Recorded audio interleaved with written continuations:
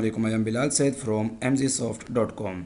इस वीडियो में आप जानेंगे कि आप किस तरह से VB.NET में कोडिंग करके एक नंबर को रिवर्स हासिल कर सकते हैं। जैसे कि ये देखिएगा, हमारे पास एक छोटा सा फॉर्म है और यहाँ पर हमारे पास एक टेक्स्ट बॉक्स है।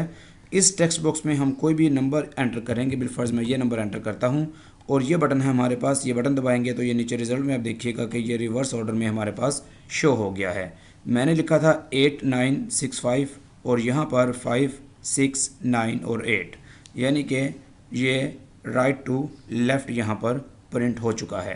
तो ये चीज़ किस तरह से होती है और इसका क्या कोड है, तो आइए देखते हैं। शुरू करते हैं विजुअल स्टूडियो और यहाँ पर हम लेते हैं एक न्यू प्रोजेक्ट। यहाँ पर ये हमारे पास फॉर्म है, इसको डिज़ाइन करते हैं। सबसे पहले इसका फ़ॉन्ट साइज़ 10 करते हैं और यहाँ से हम जो कंट्रोल्स लेंगे, हमारे पास लेबल होगा और उसके बाद हमारे पास यहाँ पर एक बटन होगा और उसके बाद एक टेक्स्ट बॉक्स होगा। इन तीनों चीज़ों का जो फ़ॉन्ट है उसको थोड़ा सा बड़ा करेंगे और यहाँ पर हम इसको थोड़ा सा एडजस्ट करते हैं, इसको भी थोड़ा सा एडजस्ट करते हैं।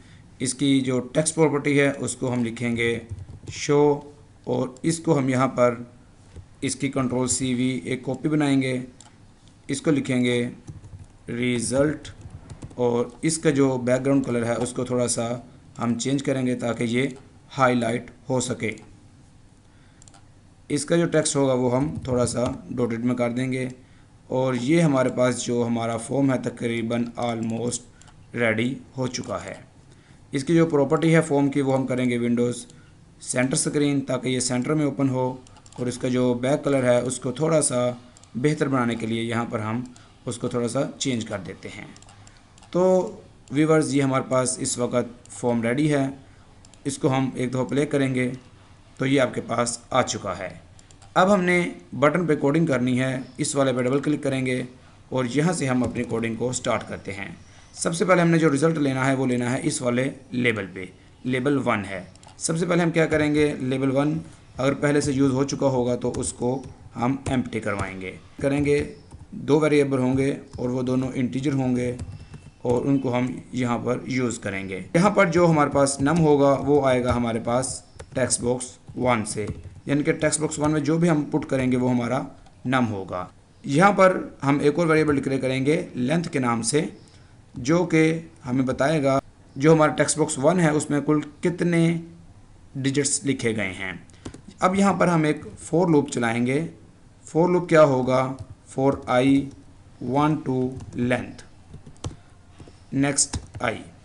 इसके अंदर हम क्या करेंगे, ए होगा हमारे पास नम मोड 10 और नम हमारे पास होगा नम \10 और यहाँ पर हमारे पास जो लेबल 1 होगा उसका जो टेक्स्ट होगा वो हम लिखेंगे लेबल 1.text एंड a।